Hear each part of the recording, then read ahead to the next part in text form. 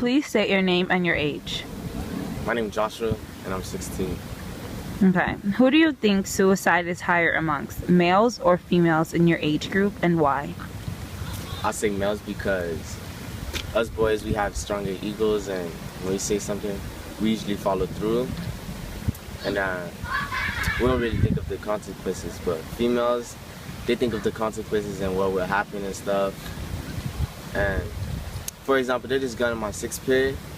She usually be talking about how she gonna kill herself, and instead of killing herself, she usually cut herself on her skin, and she usually write poems down like about emo stuff. Yeah. But she never follows through with it? Nah. Okay. Do you have any experience with depression or suicidal thoughts? Sometimes, usually when I get rejected, or say if I got dumped by a girl, but I don't really get depressed or think about killing myself. Tell us your name, age, and what school you go to. My name is Tatiana Strickland. I'm 15 years old and I go to Academy of the Arts in Maine. Okay. How many schools have you been to? 9. You've been to 9 schools? And you're only 15. Why so many schools? You either get kicked out or withdrawn. Well, why are you getting kicked out or withdrawn?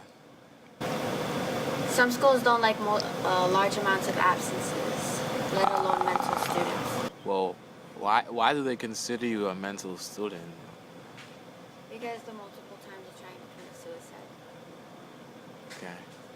How many times do you think about suicide? Let's say in a time span of a week. I would say it crosses my mind every day. Every day? Not like to attempt it, but it still goes through my mind. You said you work with DCF? Yes, they support How children. do they help you cope with I like wouldn't this say they help me. tendencies? No? No, I actually do not like them. Wow. I don't want to have anything to do with psychiatry, therapy, anything that has to do with school, the children and family, any institution of Citrus, Southern Winds, residential, any of them, because I've been to all of them and I hate them all. It doesn't help me at all. They just won't leave me alone. I mean, how do they try and help you though? It's like the stereotypical therapist. It's just a stranger that comes to your house and they try and ask you a bunch of personal questions. They can't necessarily make you speak, so then they normally leave. Unless if it was a suicide attempt, then you get called by school police or the city police and you get brought to an institution immediately if it's an emergency. Okay. Well, you said you think about suicide sometimes. Have you ever inflicted any type of injuries on yourself? Well, I've been to the institutions for also self-harm. Most of the times I tried to attempt suicide was overdose on sleeping pills, allergy pills. Okay. I've tried bleeding to death. I have multiple scars on my thighs. Gee. That's why I can't do ballet. You have nice shoes. It was my dream to do ballet, but I don't think it would really be appreciated if someone comes in and they look like a really horrible cat. Okay. Multiple scars all over their body. Okay. Well, I'm pretty sure you can do whatever you want to do and follow your dreams.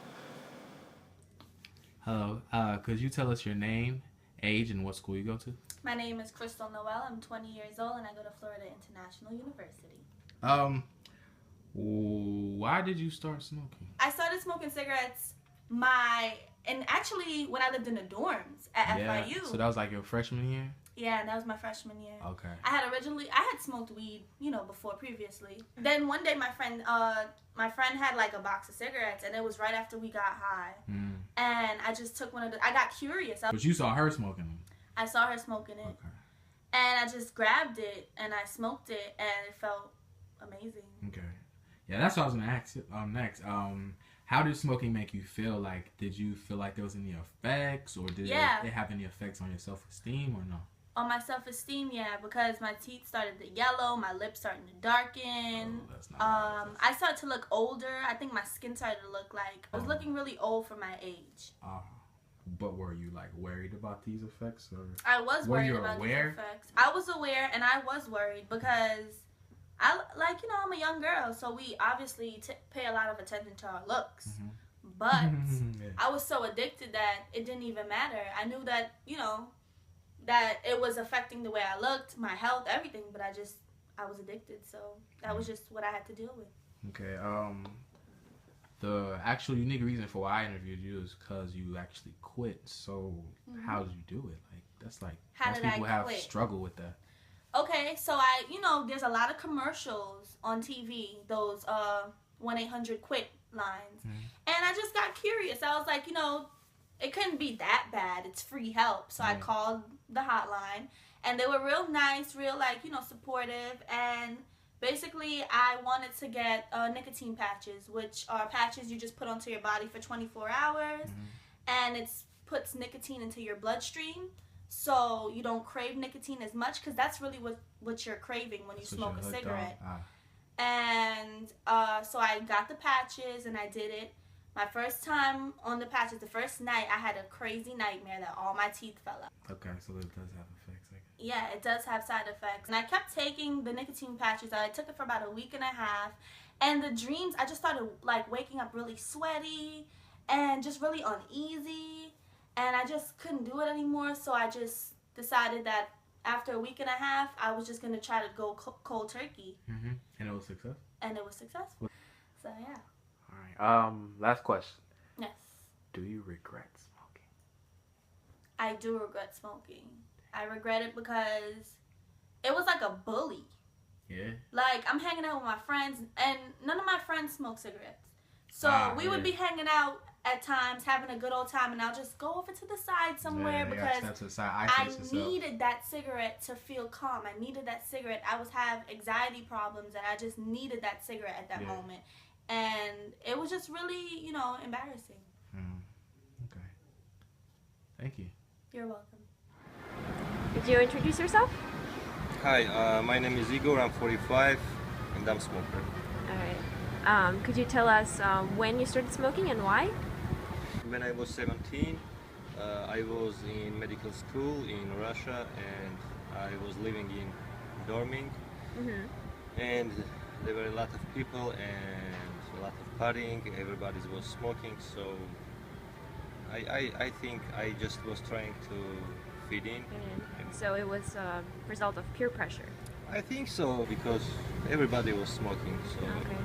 And so you say you went to medical school, so you're aware of potential health hazards of smoking?